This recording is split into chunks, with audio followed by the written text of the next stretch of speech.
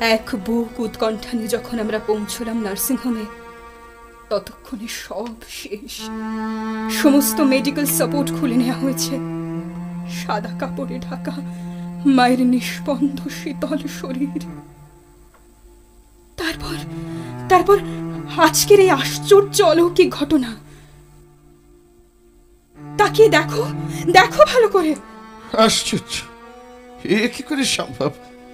না, আমার সামনেই তো তুমি নিজের হাতে মিষ্টি আর জল রাখলে সাথের কাজের পর। মামনির ছবির সামনে ভালো করে ভেজানো ঘরের দরজা, জল তো উল্টেও পড়েনি কোনোভাবে। না, পড়েনি। তাহলে তো ভিজে যেত টেবিলের সাদা কাপড়। কাপড়টা তো খটখটে শুকনোই তো। কৌশিক, কি? ভালো করে ছবিতে মায়ের মুখের দিকে তাকিয়ে দেখো তো। হ্যাঁ, মুখ থেকে বিন্দু বিন্দু জল গড়িয়ে পড়ছে না?